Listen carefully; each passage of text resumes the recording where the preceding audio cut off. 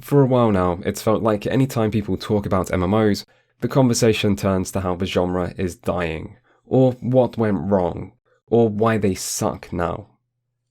At times, it can feel a bit like it's not actually possible to discuss MMOs without the conversation turning to these subjects, a bit like an MMO version of Godwin's Law. And yet, when the question of what should be done about this comes up, suddenly the conversation varies greatly, and at least to me, no one ever seems to be able to provide a good answer. And I have searched for such an answer. I've read articles, watched content creators, spoken to people while playing these games, and stayed up long into the night failing to find sleep as I stare at the ceiling wondering, yeah, but how do you save MMOs? And it's not just recently either. This question has occupied my mind for at least the last 10 years, and I have tried to run from it. In fact, you could view my entire adult life as a series of things I have done to try to escape this question. Grow up, get a job, get a degree, get a girlfriend, start a YouTube channel, and yet, in the end, it never seems to make a difference, as no matter where I go or what I do, I always come back to these games. And as soon as I do, there that question is, waiting for me. But despite all this obsessing over something I try to tell myself doesn't actually matter, I have never found a response that satisfied me. And honestly, I don't think I've ever found an answer that even comes close. So, it has come to this. If I can't avoid the question, and if others can't answer it for me, then I guess I will have to call upon all my years of life and virtual life experience to answer it myself. And if I don't solve this problem, then today, right now, I will at least try to give a better answer than anyone else ever has.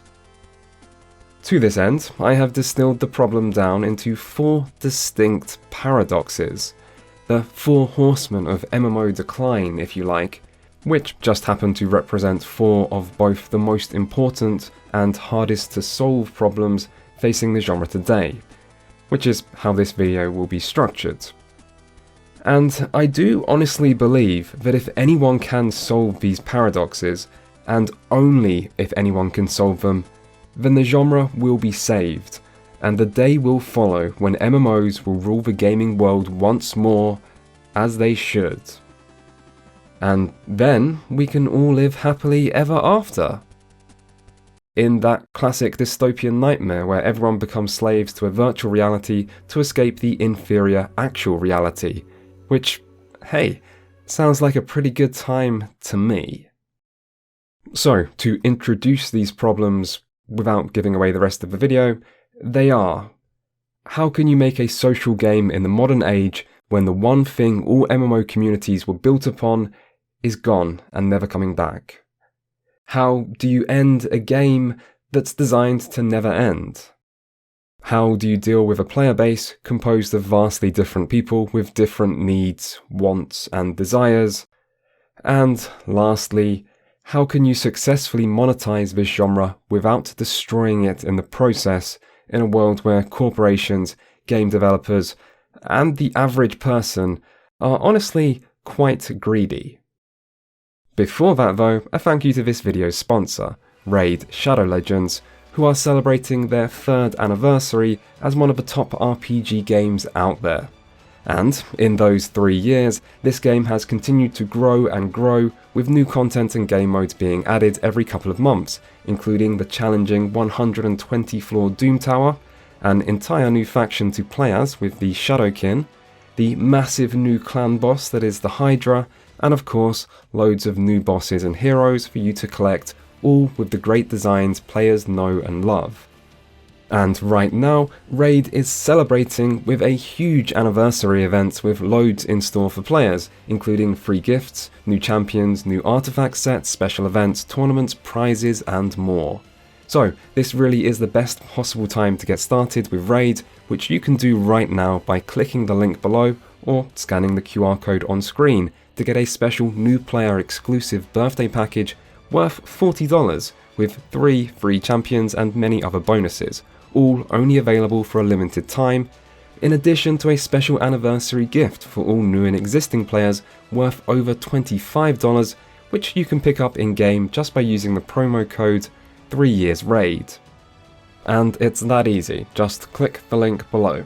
So, thank you Raid, and back to the video. Now, in a perfect world, you'd have watched my previous video, which serves as a helpful, and if I do say so myself, highly informative and entertaining introduction to this video. But last I checked, the world isn't perfect, so whatever, we'll just go for it, and new viewers will just have to wonder what's up with all the Locust references. But it'll be fine, I will make it work, just for you. So, here we go. Know that I will be trying to keep this video relatively short in an attempt to make it more digestible, because sometimes length isn't everything. Although, don't tell that to the YouTube algorithm, because I don't want to be out of a job. Also, for some problems you could view them as problems with the player base, more than with the actual games. But if the solution revolves around changing the players rather than the game, it's going to be somewhat discounted, because, in general, I feel that trying to change the entire human race and human nature itself might actually be more difficult than just changing the way the games are designed. Also, I'm going to skip over anything that's just overly obvious, because you're a strong independent YouTube viewer who don't need no YouTuber to tell you things you already know. Like, yeah, it would help if game studios just made better games. What a wise observation. Be sure to pass that on to your local game developer, I'm sure they'll appreciate it. So, for this video, assume anything that obvious just goes without saying. And with that, let's begin.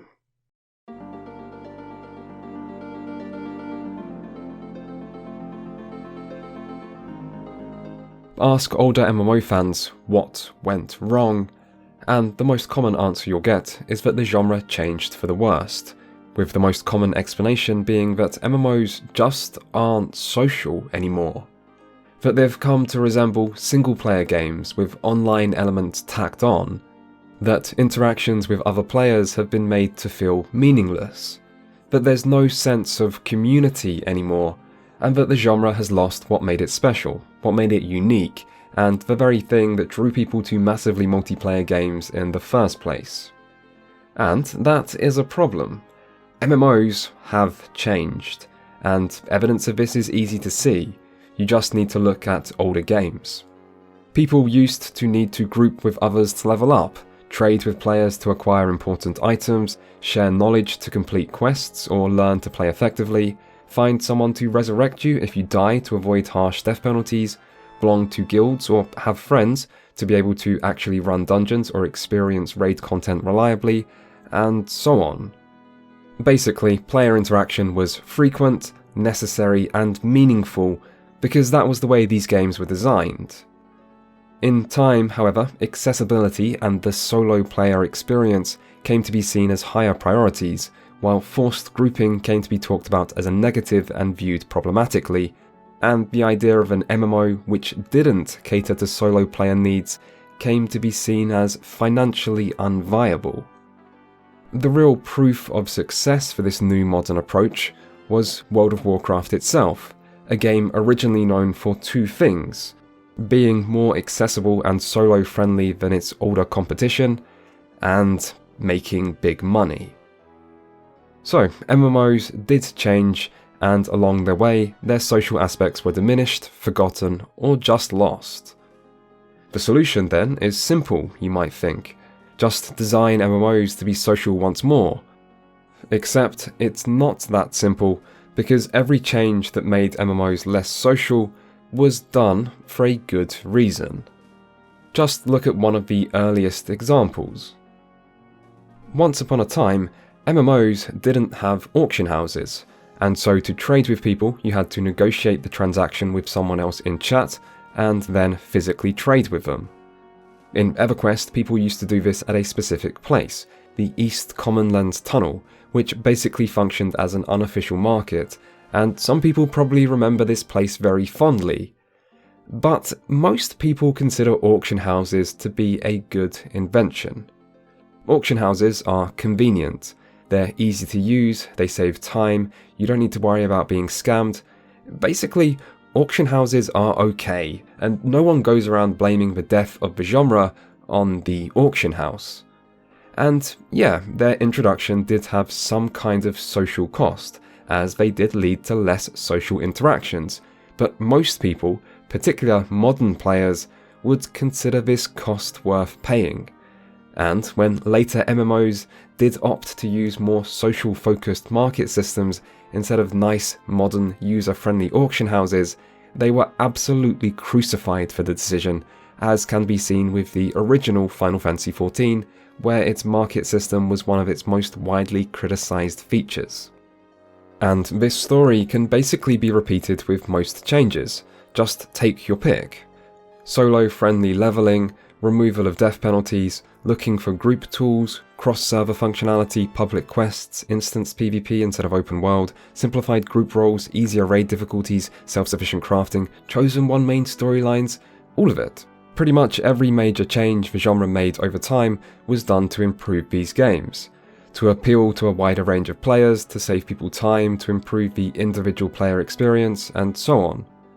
But as the saying goes, the road to hell is paved with good intentions. Or, in this case, the road to a dying genre where a large chunk of the player base seemed to be permanently dissatisfied was paved with what seemed at the time to be good game design. And now that we do actually know our destination, it can seem like the social costs simply weren't worth the benefit these changes brought. And perhaps that's true. Maybe originally these types of changes were positive and over time developers simply went too far. Or maybe each change needs to be considered individually, as while some might be worth it, others might not. Still, the reality is, the genre changed, and now we're in a situation where it's incredibly difficult to reverse this change, because even though when you say MMOs should be more social, you will find everyone agrees with you, when you instead say MMOs should remove looking for group tools, a huge number of players will disagree, and some might go as far as to even stop playing your game to play something else instead. And for many people, the user experience would be worse without all these modern, anti-social conveniences these games have come to provide. And social benefits, in general, are hard to see and hard to prove, which might be why we ended up in this situation in the first place, as no one, neither players nor developers, probably realized how much the social side of the genre mattered until it was gone and it was already too late. Now though, the reality of the situation is that anything that is social by design will always lead to less efficiency for players, because interacting with others always requires some time and effort. Even something as simple as leveling up is something where on your own you go at your own pace and progress efficiently, but with others you're always running into downtime when waiting for them, and you have to take a break when they take a break, or not play when they can't play, and you have to have a similar playstyle in regards to things like reading quest dialogue or not, and it is really, really inconvenient by comparison to just playing alone, even if it is a far more enjoyable experience. Basically, social design slows people down and gets in the way of players achieving their goals, and as players are locusts that just want to consume, they resist anything that tries to stop them. And so, if you try to force players to be social through game design, you'll probably just see a mass exodus of players, as those less keen on sacrificing convenience for something as intangible and hard to prove as social benefits will just go to other MMOs. Remember, social MMOs thrived when there were few alternatives, but then World of Warcraft came along. So, fixing the modern MMO social problem is not as simple as just designing social games, as for social game design to work, the benefits have to outweigh the costs, and for modern players, I don't think they do anymore. In fact, I don't think they even come close anymore for one single, hugely unappreciated reason, which is that in the midst of all these more convenient, less social changes, there was one thing which fundamentally changed the entire genre, and that's the loss of servers. Now, as mentioned in the last video, servers are basically different copies of a game's world, and they were never even meant to exist. They were created to solve the problem of too many players for the game to handle, and they were almost seen as a necessary evil, with Ultima Online going as far as to provide an in-lore explanation which will allow the removal of servers one day to have every player back on a single shared world, if technology would ever allow it. However, the thing people may not have realised is that servers were absolutely vital to creating a sense of community, because servers ensured the population of a game's world was several thousand, rather than several 100,000, and this allowed players to recognise other people, to know different guilds and what their reputation is, to know who are the best raiders or PvPers, or who's an arsehole, or who's good at crafting, who talks too much on map chat, and so on, all through just playing the game. And so, instead of being surrounded by strangers who you would never interact with and never even see again, you were instead surrounded by people you knew, or would come to know, and so these people always felt like they mattered. And so you did remember people, and their behaviour, and that behaviour could have consequences, both good and bad, like opening or closing doors into better guilds or harder raids, or creating friendships or rivalries or memorable events. And this gave extra meaning to pretty much everything you did, everywhere you went, every goal you accomplished, and every person you interacted with. It was like through this shared, consistent player base, everything you did was, in a sense, connected, and the world felt more real and alive because it was its own place with its own sense of permanence and history. Servers created the community, and the community created the social MMO experience.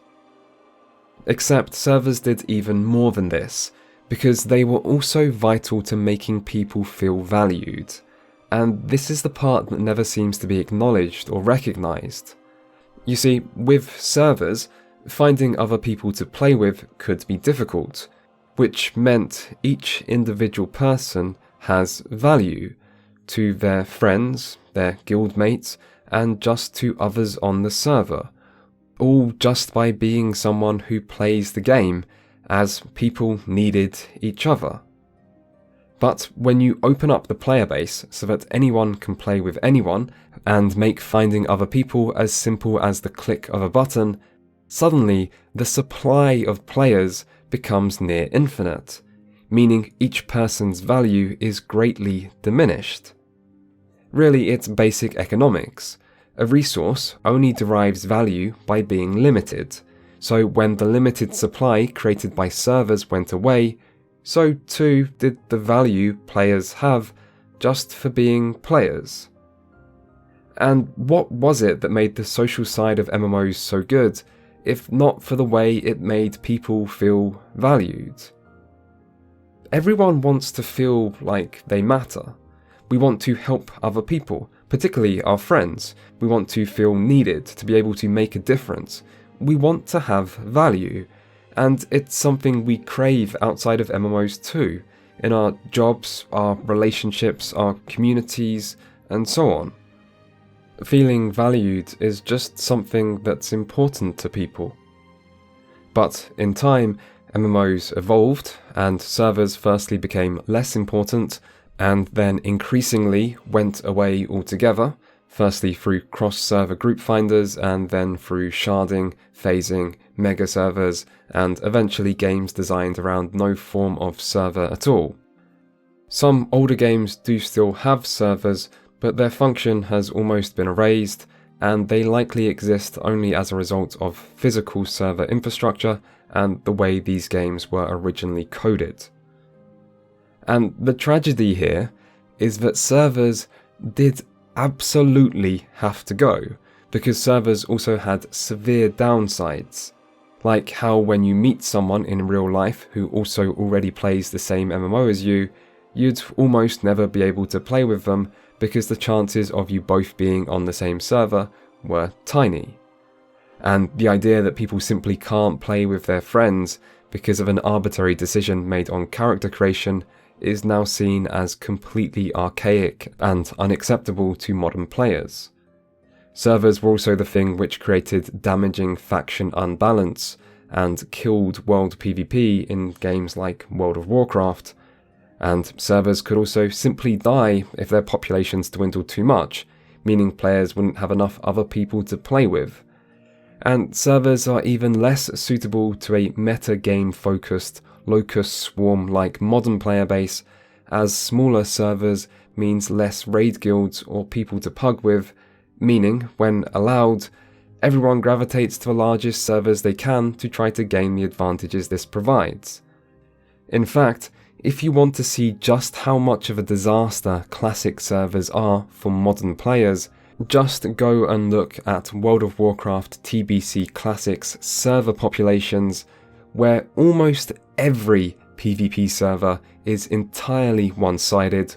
Almost all active players are on a tiny number of vastly overpopulated mega servers, and most servers are just completely deserted. Meaning, if you're a returning player, you have a very high chance of returning to a dead server, and might even have to pay extra money to transfer someone else just to be able to play. So, servers created the communities MMOs thrived on. They gave people a sense of value, and they facilitated the social design of the genre. But the strictly contained servers of old don't work anymore, and without them, people are left existing in a world of phantoms, surrounded by meaningless projections you see but never interact with, full of names you never remember, where people only derive value in others through item levels or gear scores, and where when people do play with each other, they are increasingly antisocial and toxic because there's no longer any consequences to good or bad behaviour. And so, without servers, the benefits of social game design are small, meaning no one will view them as worth the inconveniences they bring. Basically, MMOs needed servers, but they're gone and they're never coming back, which brings us to the first paradox. Servers were one of the oldest problems and worst parts of the MMO genre, and they were also absolutely necessary in creating the experience that people loved so much. So, if you want to create a truly social MMO in the modern age, or bring back that sense of community people so fondly remember, or allow players to feel socially valued again, then you would need to fill the void the removal of servers left behind. You would need to allow players to feel like they're a part of something larger than themselves again, and bring back that sense of permanence and meaning to the world and the people in it. And I don't think there is an obvious or simple way to achieve that. The best solution I have would be to design new MMOs with the understanding that players need something to form communities around, with this being incorporated into the game's design from the ground up. And I think there are different ways this could be achieved, and the best one would depend on the type of game. The simplest way would be to create fake servers that provide some of the benefits without any of the major problems. So don't restrict who people can play with, but do design the game to encourage people to play and interact with those from the same server. However, there might be better ways to build communities.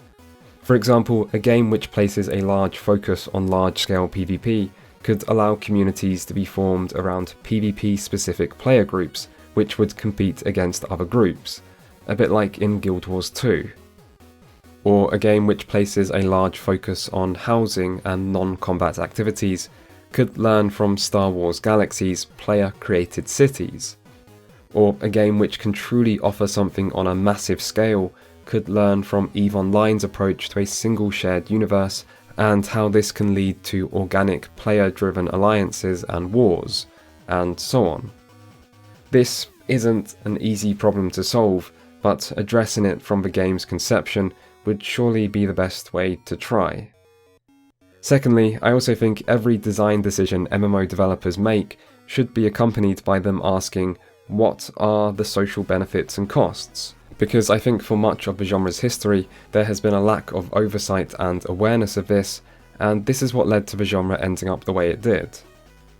For example, I think automated looking for group tools were a good idea when they were added to World of Warcraft. I'm not a fan of how they teleported you straight inside the instance and thus devalued the world, but spamming looking for tank in chat over and over sucked. It was a bad player experience, and a better way to form groups was needed.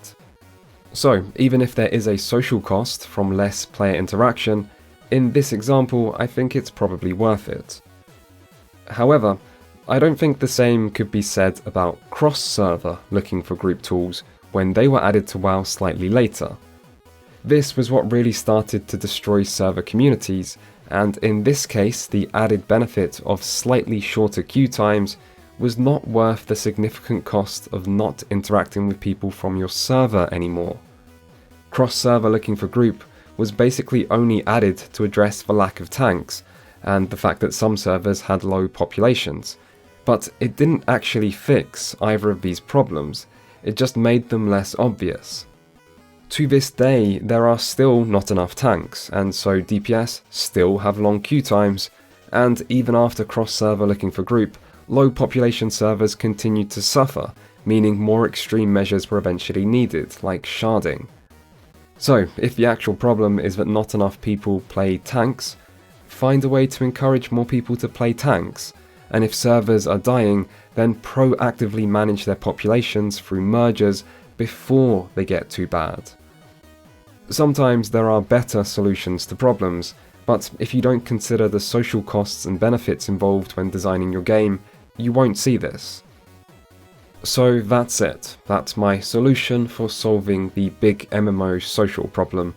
And to be fair, it's not the strongest solution offered in this video, so maybe I shouldn't have led with this section. To me though, this actually feels like the most important problem, because it's crazy just how much the MMO experience has changed, even in the years I've been playing them, and it's crazy just how much of that change has simply been caused by the move away from servers. Now, before I move on, I do want to quickly address two counter-arguments that I find flawed.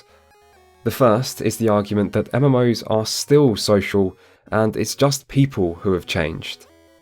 This idea seems to stem from the fact that MMOs are still fun to play with friends, and therefore still feel social to people who play with friends, as well as the fact that MMOs do still allow you to make friends if you put the effort in. And these are true. A lot of things are fun with friends, including modern MMOs, and you can still make friends in these games if you try. The real difference, however, is that in the past, you didn't need to try. You just played the game and made friends in the process, as if acquiring friends was just some kind of natural byproduct of playing the game. And this made MMOs great experiences for people who were maybe less social, less extroverted, and less confident. MMOs basically tricked you into making friends by making you interact with other players, and by making you, as a player, have value to others. And this actually made MMOs great games to play for people who were lacking friends, because they were a great way to meet like-minded people who you feel comfortable around and who you have something to do together. So, even if MMOs are still fun to play with friends, that's really missing the point.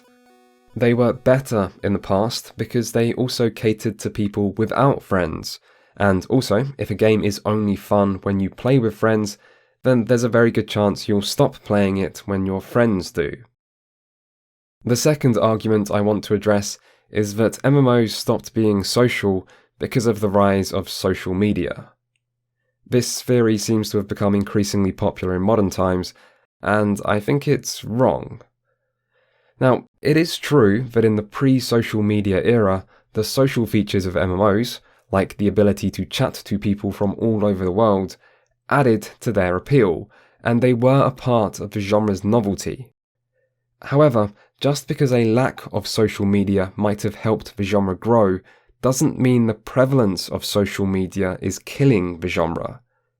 The idea seems to be that the existence of Facebook and Twitter and the like have somehow replaced MMOs, but that's not true.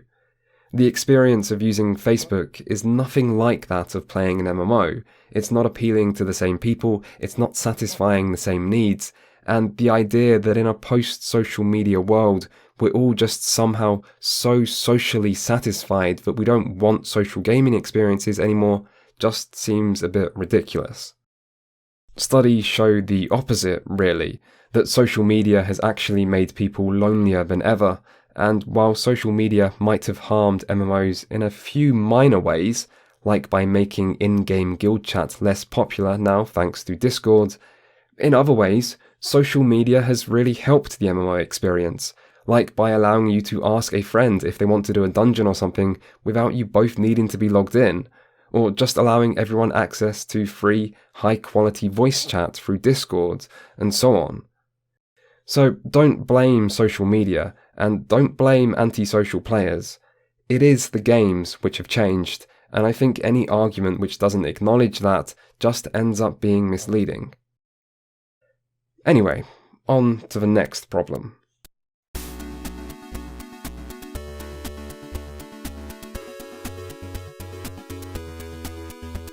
Endgame. It's where the game ends, right? Wrong. Endgame is actually where the game begins. Duh. Yeah, MMOs are kind of dumb, but endgame is basically just content players do at max level, and a distinction often feels necessary because the leveling experience tends to be quite different to the max level experience. Now, if you go back far enough, you will find a time where there was no endgame. There was just game, and no distinctions were needed.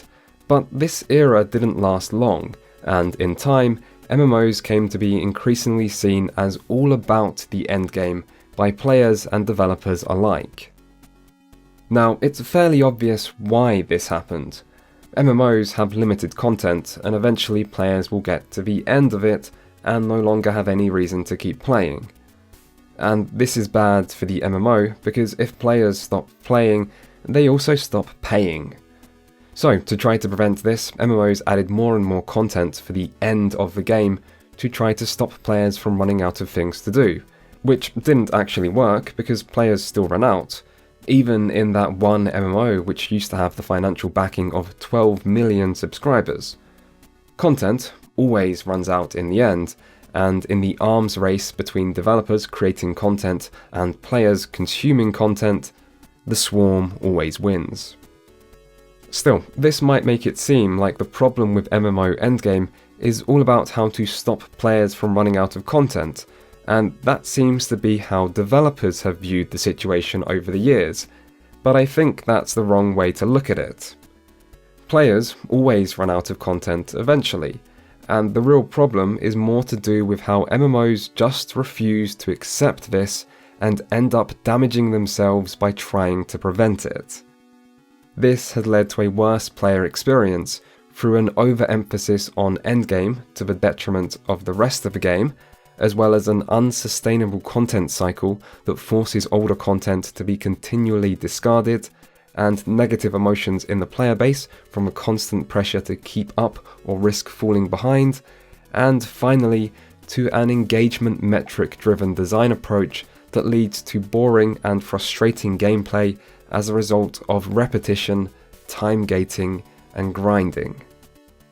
Now, we should remember to be a little sympathetic to MMOs here, because these games used to be designed for normal people, but MMO players aren't normal people. They are uncontrollable locusts who consume until there's nothing left, and that means players burn through content way faster than is reasonable, and the more enjoyable the content is, the faster players end up devouring it. The only way to prevent this is with some kind of anti-locust mechanism, of which there are 3. The first is making content challenging, because the harder something is, the longer it takes. The second is making content grindy and utilizing repetition. Examples of this include lower drop rates, longer quest objectives, infinite progression systems, and so on.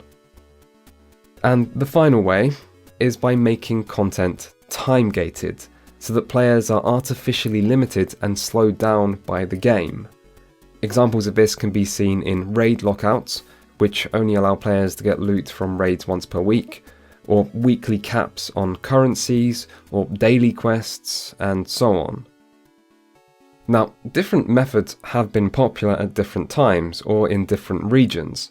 For example, older MMOs tended to focus more on trying to be as challenging as possible, whereas more modern MMOs have come to rely more and more on time gating, and Korean MMOs have always put more emphasis on grinding. All three of these come with drawbacks, but I would argue difficulty might be the best overall, because while people might complain about and dislike all three, difficulty is the only one where some players might actually praise it and say they like it. However, over the course of MMO history, difficulty and general inconveniences of MMO life came to be seen as public enemy number one, as MMO evolution was all about convenience and accessibility, as this was seen as the way to the broadest audience and was more inclusive, and showed how MMOs were trying to value their player base's time. And so, players largely supported this evolution because anything challenging or inconvenient was just something which got in the way of people achieving their goals, and that's what MMO players care the most about. So, fast travel, teleporting straight into instances, shorter quest objectives, smaller experience point requirements, the removal of death penalties, the removal of group quests, less dangerous world PvP, easier leveling, easier dungeons, easier difficulties for raids, and so on, were all things which represented this evolution of the genre, and most players cheered almost every step of the way. But now that MMOs were easier, it meant that players progressed through most of their content much faster. So, there was a need to compensate by adding more and more time gating and repetition to max level content. So, suddenly, dungeons need to be run more times, and repeatable daily quests popped up everywhere, and raids need to be farmed on multiple difficulties, and more gear becomes locked behind weekly currencies, and on it went. You can see this happening step by step, clear as day, if you just look at World of Warcraft and the impact each expansion had on the core design. Now, funnily enough, there was actually one World of Warcraft expansion which did go against this trend and reduce the amount of time gating and grinding in the game. It was called Warlords of Draenor, and it led to the biggest drop-off in players in WoW's history and is often regarded as WoW's worst ever expansion, because players quickly ran out of things to do and stopped playing. Anyway, the end result of the genre's war on difficulty and inconvenience was that leveling became really quick and also really boring, leading to the narrative that endgame is where the real game starts and anything before endgame doesn't matter. And when leveling is so quick and easy, it's hard to argue with this, except by pointing out that it wasn't always like this. MMOs used to thrive off delivering immersive worlds that players felt connected to, where there was a real sense of journey, adventure, and danger. But now games were sacrificing this to get players to max level as quickly as possible, and into endgame, only to then switch to trying to slow players down through frustrating time gating and repetition once they hit max level, which seems somewhat counterproductive. A perfect example of this can be seen in questing in modern World of Warcraft, where new players level up so fast that you don't have time to do all quests in each zone, so you have to start skipping them, and then in Shadowlands you have to skip almost all of them because the main story alone is enough to get you to max. And this is okay, but these quests are what should connect you to the world and the lore. And if not amazing, they are at least all unique. They all have their own stories, And there is something satisfying about going from zone to zone and having that sense that you're on a journey and making progress through gaining experience points and levels and acquiring new skills and seeing more of the world, and it's not that bad. And I don't want to imply that leveling in modern WoW is good. It still sucks because of the complete lack of difficulty, but forget that for a second and just compare it to what happens at max level, where you still do quests, it's just you're doing Covenant daily, weekly, and world quests for renown, plus daily, weekly, and world quests in Zereth Mortis for reputation and gear, and if you really hate yourself, there's even some more daily and weekly quests in Corphia and the Moor. And these quests are not unique. In fact, you'll find they start to repeat after just a few days, and you may end up doing the exact same quest 5, 10, even 15 times. And also, they have no story, and there's no sense of journey and no sense of progression, and they don't connect you to the lore or immerse you in the world. Basically, they're just busy work, there to slow you down. So, good thing you skipped over the game's thousands and thousands of better quests to get to this point, right? So, here's part 1 of my endgame solution. Stop making core content so easy. It has long felt like MMOs design most of their content around the skill level of the very worst players, but this is dumb and only leads to these games catering to a tiny minority of the player base. Instead, they should design most content for the average player, as this will lead to a more enjoyable gameplay experience and a more time-consuming experience, meaning time gating and grinding are less needed later on. And yeah, players will still complain about anything that slows them down because players just want to consume as quickly as possible, but complaining is just what MMO players do. Really, modern MMO players are so goal-oriented that they never seem to consider what's actually fun. Players just chase their goals and hope fun will follow as a consequence. Therefore, it's the job of the developers to try to ensure chasing goals does actually lead to fun experiences. Therefore, goals should be designed with the objective of getting players into the most enjoyable or highest quality content, and anything that speeds up or just skips this content isn't actually making the game better. Now, determining what content is actually enjoyable might not sound easy to do, but there is one simple way to tell, a little trick I'm happy to share with you. Just check whether players do something even when it doesn't give them a reward, because that is the proof that the content is actually fun. And through this method of analysis, we can determine that there is one type of MMO content that must be very enjoyable, as players keep doing it no matter the game and no matter the era, despite the fact that it almost never gives any reward. No, not ERP, that gives its own unique rewards. No, it's leveling alts. And honestly, I'm not even much of an alt guy myself, but I've played these games for years, and one thing I've always noticed is that people love alts, and so they're clearly an important part of the genre. So, part 2 of my endgame solution is make your game as alt-friendly as possible and reward players for leveling alts. Alts are basically a free form of replayability for your game, so make sure to utilize them. Now, this doesn't mean that you should force players to level alts or make it a requirement for endgame, but it does mean there should be some kind of in-game acknowledgement to make players feel rewarded. It also means you should avoid systems that require tedious grinding and repetition on every character just to be able to access other more interesting parts of the experience. A good example of alts done well is Final Fantasy XIV, because you level all classes on one character, and that makes things really user-friendly. But I have talked about that already in a different video. Anyway, alts aren't the only underutilized part of the genre which adds to a game's longevity.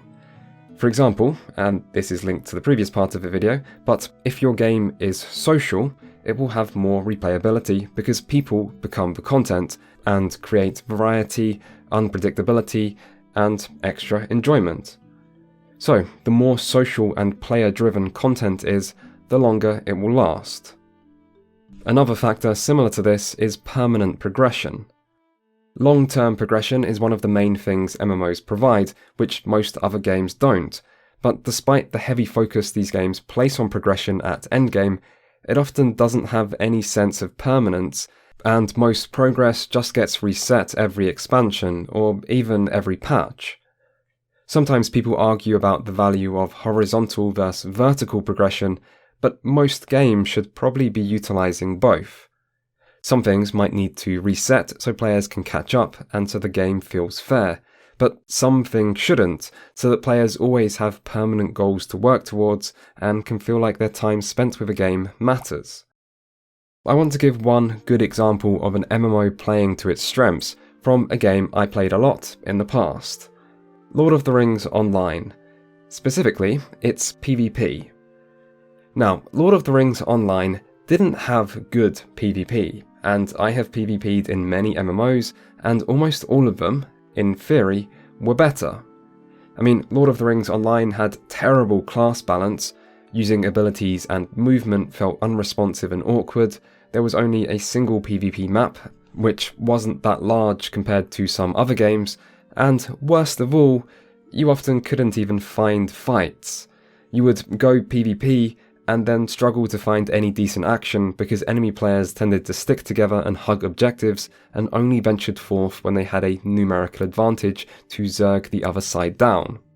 And yet, despite all this, Lord of the Rings Online may have actually been the most I've enjoyed PvP in an MMO, for two simple reasons. The first was that it was very social. It's actually the only MMO I've played where there's only one faction in the main game, and then players are just free to create max level PvP only monster characters. Together with the small close-knit server communities, this meant you quickly came to know everyone you PvP'd alongside and against. And so you'd recognise almost every name you saw, people spoke to each other all the time, they might trash talk you or commemorate you for good fights, there was drama, rivalries, respect, celebrities even, and it felt like an MMO should, meaning it made up for its weak gameplay with its social elements. The other reason that PvP was good was even more basic, and it was that through PvP, you rank up, and this gave you a little icon next to your name that displayed your rank for everyone to see. And this was something which lasted forever, with attaining high ranks taking years of trying, meaning high rank players were very rare. And ranking up didn't give any rewards outside of this, at least not for non-monster characters back when I played. But this one tiny, little purely cosmetic thing, for some reason felt like it truly mattered, and that was enough to make many people, including myself, want to PvP. Lord of the Rings Online's PvP is a perfect example of how an MMO doesn't even need to be good to be good. It just needs to play to the genre's strengths, and this is part 3 of my solution. There is lots of competition in the gaming industry these days, including games which specialise in only one thing, and MMOs will struggle to compete unless they utilise the things which make them unique, like their sense of permanence, or their sense of community, and both of these are things which keep people playing for longer. Lastly, a final way to add to an MMO's longevity that I feel needs to be mentioned is designing content which stays relevant, rather than just throwing all past content away every new expansion or patch. This is something which can be seen with World of Warcraft's collectibles and time walking, or with Final Fantasy XIV's item level and level scaling for roulette or ultimates. But there's still opportunities to do this more effectively, and for a large part of the genre's history, this is something which seems to have been neglected entirely. This is most obvious for raids, which offer some of the most interesting gameplay, show some of the most important story events, take up a significant chunk of a game's budget, and are something which still feels social even in modern MMOs, and provide players with lots of fond memories and nostalgia. And yet, old raids were continually discarded as soon as new raids released, with games often having only a single relevant raid at any one period of time. And because only one raid is allowed to be relevant, that also meant there had to be multiple difficulties to cater to different players, which leads to more repetition with players needing to do the same raid on multiple difficulties, which is less interesting than just doing multiple different raids. Of course, requiring players to do every single raid in order in a long-running game like WoW would obviously be impractical, but there's no reason why some older raids couldn't function as viable catch-up methods instead of using looking for raid and normal mode difficulties to do this, and this would also provide a much more interesting gameplay experience for players who enjoy raiding than forcing those players to instead go grind reputation for gear through daily quests in the latest catch-up zone. So, part 4 of my solution is don't throw away old content, at least not content which is actually good. Instead, find ways to bring content back or keep it relevant, and preferably design your MMO with this in mind from the beginning, so that your game actually grows over time and so that players always get to experience the best content regardless of when they start playing. And if you do manage this, then you wouldn't need as much time gating and repetition to pad the latest content, because the amount of content on offer would naturally be higher. Of course, this might mean that for players who have played your game for years and years, hour after hour, that they don't have as much to do in the game as a new player, and without the time gating and repetition in every bit of latest content, they may well run out of things to do. But this isn't something which should be viewed as a failure. It's actually the exact opposite. And this is the final and most important point I want to make in this section.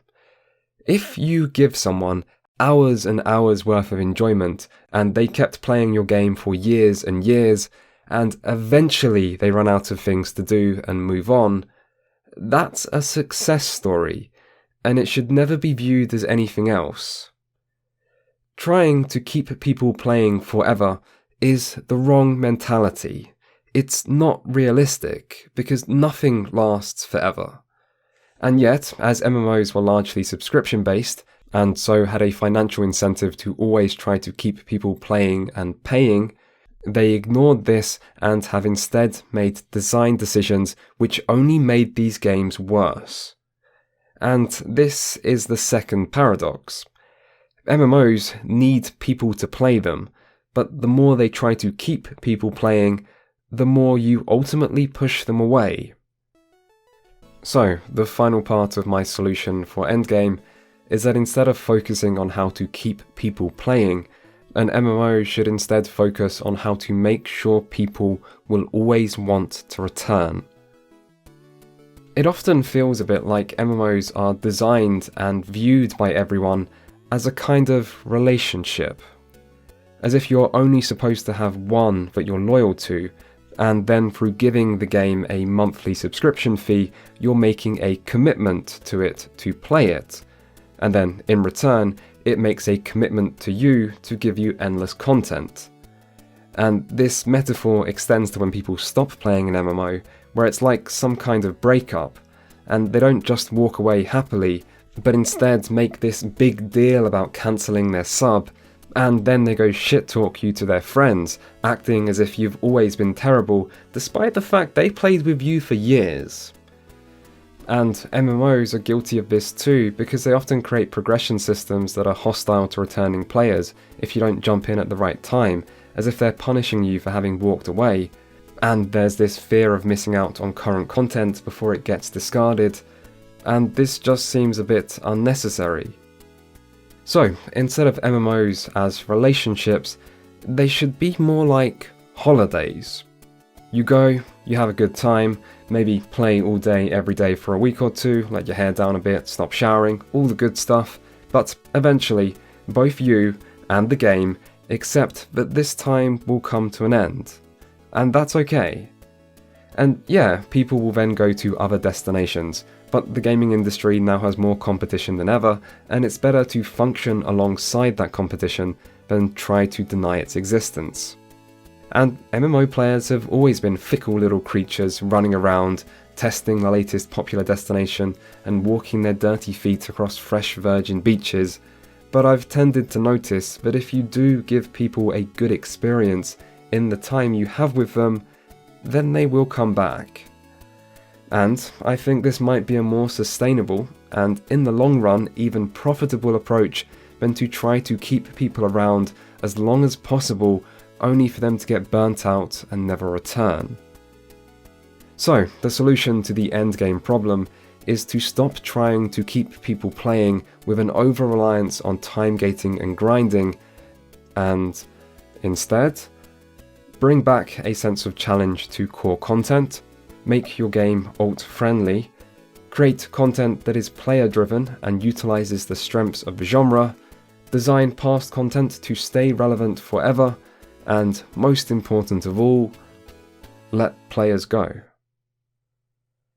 And from this, I think it's also worth coming to terms with the fact that the era of subscription fees is probably over. Which brings me to my next problem.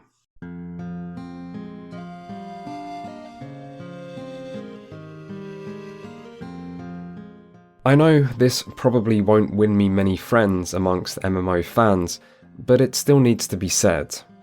Subscription fees are bad. Now, I know what people are probably thinking. How can you say that when monetization is so much better in MMOs with subscription fees than those without? And that is very true. But the reality is, the genre can't survive through subscription fees alone, as shown by how many of these games failed when following this approach. And also, subscription fees lead to the wrong mindset for players and developers alike, as outlined in the previous section, and subscription fees have also always created a large and off-putting barrier to entry, which may actually cost your game money by limiting it to a much smaller audience. I would love to return to the days where you only had to buy a game and pay a monthly sub, and there was no such thing as cash stores or microtransactions, but that's not going to happen. And even if you consider cash stores as evil, you should also consider them a necessary evil because the genre wouldn't be able to exist anymore without them. Now, I have seen people say that MMOs, or even just video games, shouldn't try to make money, and if that's what you think, then hey, I do at least admire your deluded sense of idealism, but you're still wrong. Games need to make money to survive, and there's no point trying to argue that all profits just go into the pockets of the already rich CEO instead of back into the game, because guess who decides a game's budget? It's those same rich people you hate, and guess what happens when no money goes into their pockets? Games are basically investments where people put money in to get money out, and if money stops coming out, then it won't take long for money to stop going in. And try sticking to this argument that profitability doesn't matter when your game gets shut down and every character is deleted. Also, people clearly want games which feel big budget. They want lots of content, big worlds, nice graphics, voice acting, high production values, and everything else that money can buy. And MMOs, even more so than other games, thrive off size, scale, and popularity. So the problem is not that MMOs try to make money, it's how they do it, which is increasingly with intrusive cash stores, deliberately created inconveniences and grinds, and any and all paid advantages. Now, I'm not going to argue why pay to win is bad, because it's well-travelled ground, and I think almost everyone already agrees. But the paradox of this is that the more money an MMO makes, the better the game.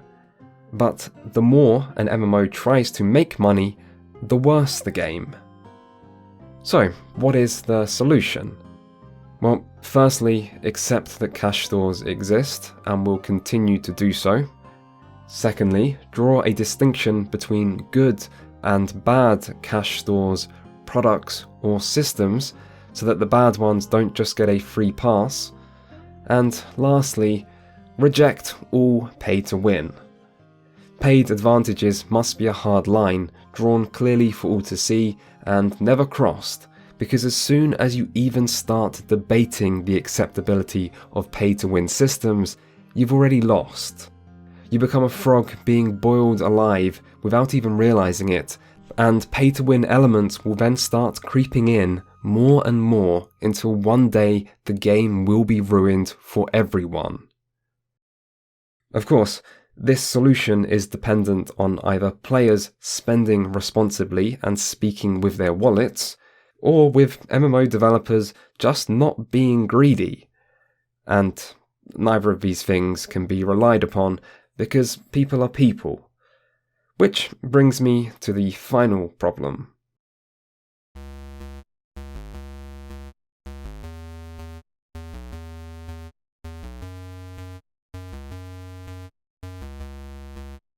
This video is now almost over, and there is a chance that you have sat here listening to me talk for almost an hour, disagreeing with every single word I've said. If there's one thing I've learned over my MMO years, it's that people never agree. I think this is best displayed by MMO forums, which are places where thousands of words of feedback are given and which should theoretically be very useful to developers, and yet instead they feel like uniquely cursed places where the more wrong someone's opinion is, the more vocal they'll be about it. Sometimes I see people say that MMOs just need to listen to their players, but what these people aren't acknowledging is the fact that these players aren't saying the same things. And even if they were, players might not know what's best for them as they care about achieving goals instead of having fun, or creating something sustainable. And players might also just be biased as they want games to cater to their needs and will rarely care much about other people's.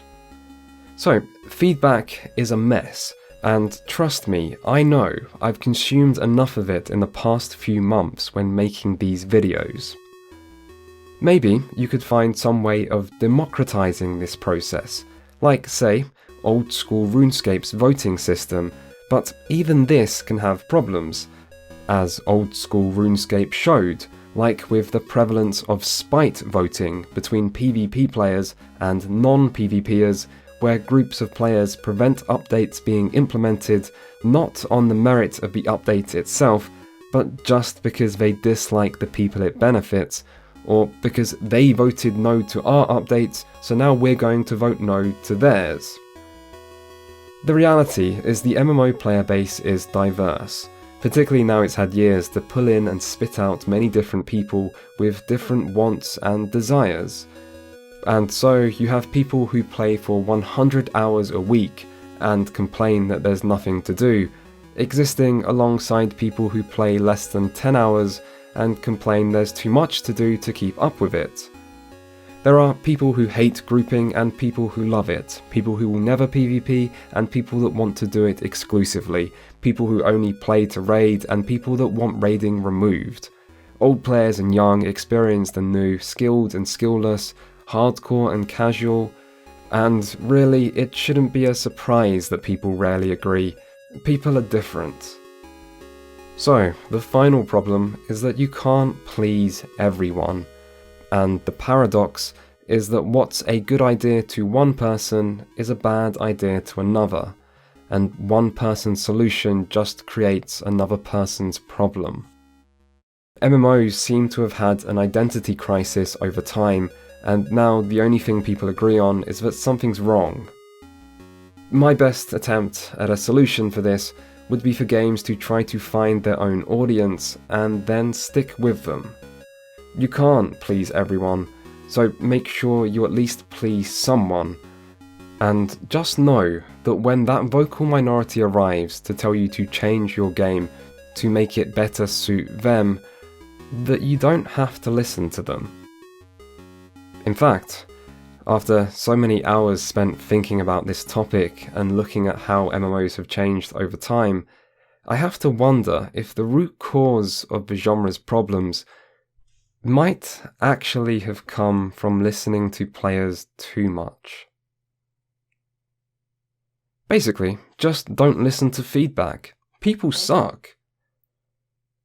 Then again, if you don't listen to feedback, I guess you wouldn't listen to anything in this video, making all this pretty pointless. Why am I making this video? MMOs kind of suck.